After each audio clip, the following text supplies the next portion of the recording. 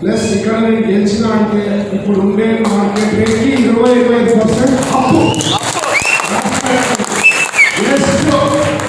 ఈ 13 రోజుల్లో ఒక 20-25% అప్రిషియేట్ అవుతుందంటే గెలిచాలా తెలుగుదేశం రావాలా. జస్ట్ మీరు కష్టపడినా ఉంటే 25% 13 రోజులు తెచ్చుకోవచ్చు. నిజం చెప్తున్నా, ఇన్వెస్ట్ చేయండి. 25% ఎక్కడ వస్తుంది అంత లాభము, ఏంటో రాదు. అవునా కదా? సో మీరు అందరూ కష్టపడండి, తిరగండి, ఒప్పియండి. ఇది లైఫ్ సర్వైవల్. మీకు సర్వైవల్, ఆంధ్రప్రదేశ్కి సర్వైవ్ కావాలా, లేదా కర్నూలు సర్వైవ్ కావాలా, కాపాడుకోవాలా, ఆంధ్రప్రదేశ్ని కాపాడుకోవాలా, కర్నూలుని కాపాడుకోవాలంటే the only thing is Telugu Desam. ఇక్కడ అక్కడ చంద్రబాబు గారు సీఎం ఈజీగా అన్ని గ్రాఫ్ పెరుగుతా స్టార్ట్ అయింది.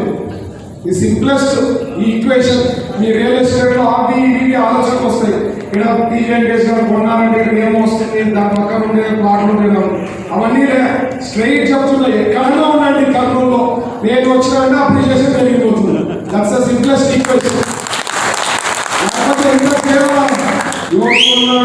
ఏం వస్తుంది, వాడు టాటా వాడు వస్తున్నాడా, రిలయన్స్ వాడు వస్తున్నాడా, ఏం చేసినాడు, ఇవన్నీ దట్ ఈస్ ద న్యాక్ కదా. దీనిలో తప్పు పట్టేదేం లేదు. న్యాక్ ఎవడైనా వస్తున్నాడా, ఏదైనా పెద్ద పెద్ద షాపింగ్ కాంప్లెక్స్ వస్తుందా, లేకపోతే స్కూల్ వస్తుందా, ఇదే కదా. అదే కదా టాలెంట్. తెలుసుకొని రైట్ టైంలో అగ్రిమెంట్ చేసుకోవాలి. రైట్ టైంలో అమ్మినామంటే యూ కెన్. ఇక్కడ ఏమన్నా ఎక్కడైనా తీసుకోండి, మీకు 20-25% అప్రిషియేషన్ వస్తుంది అని చెప్తున్నా. జస్ట్ సింపుల్ థింగ్ ఇస్ నేను గెలిచాలా, రాష్ట్రంలో సీఎం చంద్రబాబు కావాలి అంతే. ఎందుకంటే దీనికి ఉదాహరణ నేను చెప్తా. 2019లో మనం ఎప్పుడైతే తెలుగుదేశం పార్టీ ఇక్కడ పోయిందో తెలంగాణలో అప్రిషియేషన్ 3 to 4 times వచ్చింది. విత్ ఇన్ ఓడిపోయిన డిసైడ్ అంటే అక్కడ తెలంగాణ వాళ్ళకి తెలుగు ఎక్కువ అర్థమైపోయింది. వీడ మానవాడు ఏం చెయ్యడం వాళ్ళకి అప్పుడే అర్థమైపోయి ఎప్పుడైతే ఇక్కడ తెలుగుదేశం పోయిందో ఇమ్మీడియట్లీ జాగ్రత్త తెలంగాణ. ఎందుకంటే నేను కొద్దిగా అప్పుడే ఎంజాయ్ చేసింది దాని ముందు. దాన్ని ఇప్పుడు నాకు 3-4 times పెరిగింది. హోప్ఫుల్లీ అది అట్లే కాడికి అయితే చాలా మనకి. నేను చెప్పేది అక్కడ ఉండే ప్రజలు స్మార్ట్ బాగా అర్థం చేసుకున్నారు. మన ప్రజల్లో కూడా ఆ చైతన్యం రావాలా. ఆలోచన చేయండి. ఫ్యూచర్ ఆఫ్ లైఫ్ ఆంధ్రప్రదేశ్కి లైఫ్ ఇది చాలా ఇంపార్టెంట్. మనం బతకాలా, జీవించాలా ఆంధ్రప్రదేశ్లో అంటే వైఎస్ఆర్ని ఇంటికి పంపించాల్సిందే.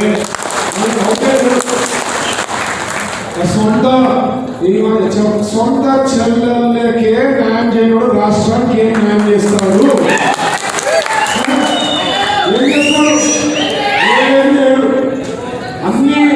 అన్ని కోడి కత్తి ఇట్లా అని చెప్పుకొని ఏదో తెచ్చుకోవాల్సిందే, ఓట్లు వేసుకోవాలనుకుంటారు. వాళ్ళకి వేరే విధానమే తెలియదు వాళ్ళకి. అది ఏదో గార్లెండ్ గ్రేట్ గార్లెండ్ గుచ్చుకుంటే దానికి కూడా రాయి వేసినాడంట, దానికి ఏదో చేస్తారు. అన్నీ వాళ్ళ దగ్గర అడ్వైజర్లు కూడా ఇదే ఉంటాయి. ఎట్లా మనం మోసం చేయాలా, ప్రజలకి ఎట్లా మనం చెప్పాలా, వేరే సృష్టించాలా, ఓట్లు వేయించుకోవాలా. ఇది తప్ప మన స్ట్రాటజీ ఏం లేదు. అరే నేను చేస్తా, నేను డెవలప్ చేస్తా అని చూసి ఆలోచించి అడగాల. కానీ ఎంతసేపు కుట్రలు ఇదే ఆలోచన ఉంటే ఏమొస్తుంది? పక్కన రాష్ట్రంలో నేను సింపుల్ ఎక్కువ ఎగ్జాంపుల్, తెలంగాణలో యాక్చువల్గా టీఆర్ఎస్ రీజనబుల్ గా చేసింది. అవునా కదా? ఎవడు కాదన్నా అవునన్నా నిజంగా 10 ఏళ్ళ పాలన డీసెంట్ గా చేశాడు. అంటే ఈయన పోలిస్తే 100 రెట్లు గ్యారెంటీ బాగా చేసింటాడు. అట్లాంటి నాయకత్వంని, అట్లాంటి నాయకుడిని ఒకటే రీజన్, వాళ్ళకి ఏమంటే పవర్ నెత్తికి ఎక్కింది. వాళ్ళు రాజులు అనుకున్నారు. పూర్వంగా రాజులు ఎట్లుంటారు అట్లా అనుకునేస్తున్నారు. మేము రాజులము, మేము చెప్పిందే వేదవాకు, మేము ఏం చెప్తే అది వినాలా, మా దగ్గరలో రావద్దు, మాట్లాడరాదు, వదిలినాం. ఏం చేస్తున్నారు ప్రజలు? అంటే అది ఈయనతో పోలిస్తే 100 రెట్లు చేసి బాగా. ఈయన ఏం చేశాడు?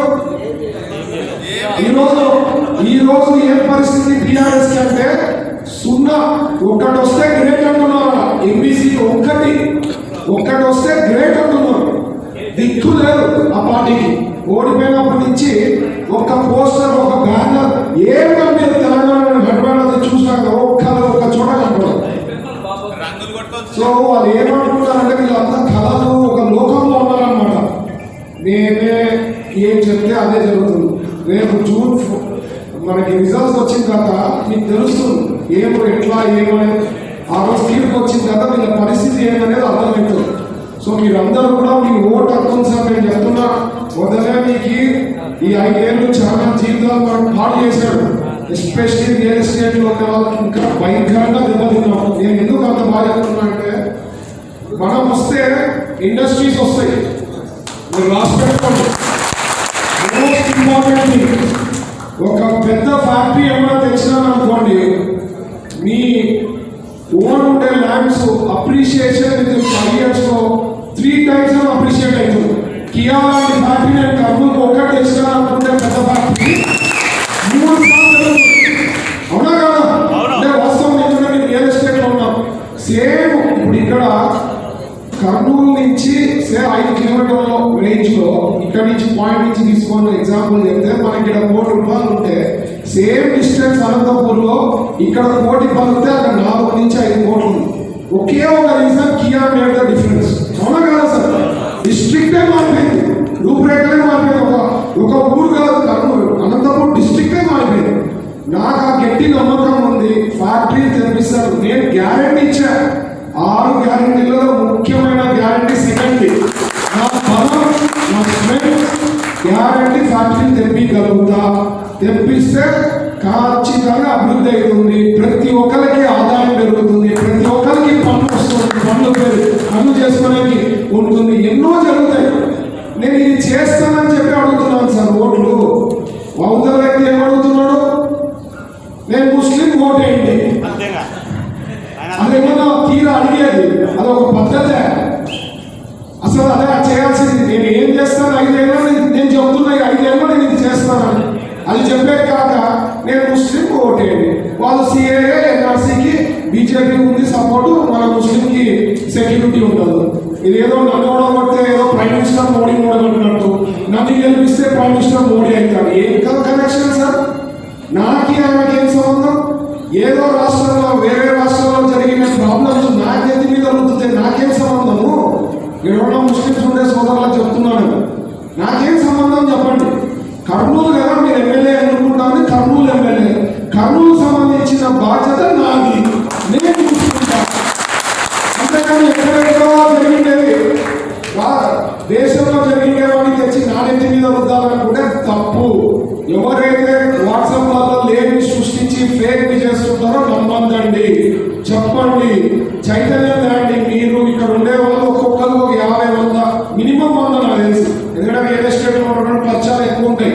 ఏజెన్సీ వాళ్ళని వీళ్ళని కలిసి మాట్లాడి ఎక్స్ప్లెయిన్ చేస్తూ ఇవన్నీ ఉంటాయి. కాబట్టి మీరు ప్రతి ఒక్కరికి చెప్పాలా, మాట్లాడాలా, పుష్ చేయాలా, కదిలియాలా. మీరు కదలాలా, కదిలించండి. ఆ రోజు మే 13న కదిలించండి. వాళ్ళు ఓటేయమని చెప్పండి. లైఫ్ 5 ఏళ్ళు బాగుంటుందని మీరు ఎక్స్ప్లెయిన్ చేస్తే బాగుంటుంది అనేది నా సైడ్ నుంచి రిక్వెస్ట్ చేస్తున్నా. ఇంకా ఎక్కువసేపు తీసుకునే ఏం లేదు. But all the time same నా 6 గ్యారంటీలు 5 ఏళ్లలో నేను చేస్తే 20 ఏళ్ళ లైఫ్ వస్తుంది. సో మీరు అందరూ నాకు ఒక అవకాశం ఇవ్వాల్సిందిగా రిక్వెస్ట్ చేస్తున్నా. సైకిల్ గుర్తుకి 2 సైకిల్స్ కి ఓటేసి వెళ్ళింది.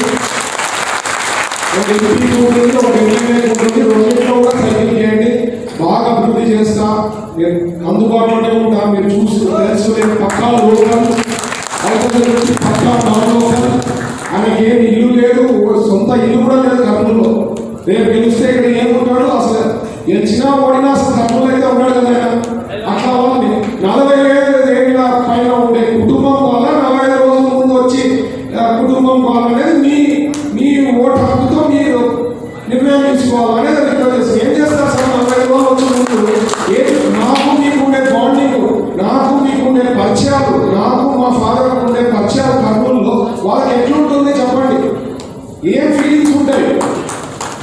ఏముంటాయి? ఎక్కడ బయట నేను భరోసా యాత్రలో నేను ఇది అది పెళ్లి చేసిన సార్, మెడికల్ చదవమంటారు, లేదంటే సాయం చేస్తున్నారు, స్కూల్లో మాకు చదివించినారు, ఎన్ని ఉంటాయి కదా సార్ చెప్తుంటారు. నాకేం తెలియదు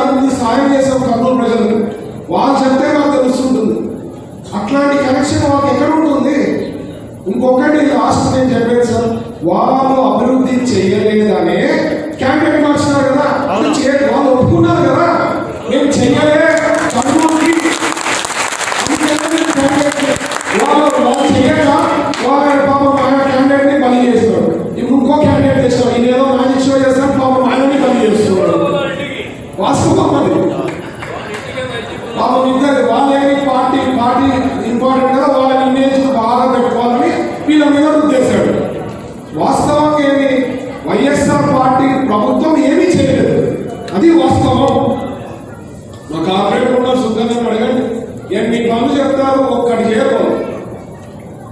ఒకదానికి వాళ్ళ సైడ్ నుంచి ఉండదు. ఎన్ని రిక్వెస్ట్ చేస్తున్నారు, ఎన్ని పోయి వాళ్ళు ఆందోళన చేస్తున్నారు. ఏమన్నా మీటింగ్ పెట్టాలన్నా మీటింగ్ పెట్టనియరు. ఆ మీటింగ్ అజెండా కూడా ఆ రోజు ఎలక్షన్లలో పెట్టేస్తుంటారు. ఆ రోజు మరి మేము ఎక్కడ ఎక్కువ క్వశ్చన్ చేస్తారు మా కార్పొరేటర్ అంటే అది కూడా ఉండదు, వాళ్ళకి అది ఫ్రీడమ్ ఉండదు. సో ఇవన్నీ చాలా అన్యాయం జరిగింది 5 ఏళ్లలో పాలనలో. మీరు మాత్రం మీ ఓటు హక్కు కానీ పొరపాటు చేస్తే మాత్రం ఎవరు కాపాడలేరు సార్, చెప్తున్నా. కర్నూలుని కాపాడలేరు, రాష్ట్రాన్ని కాపాడలేరు. సో మీ ఓటు హక్కు సరిగ్గా ఒకసారి గట్టిగా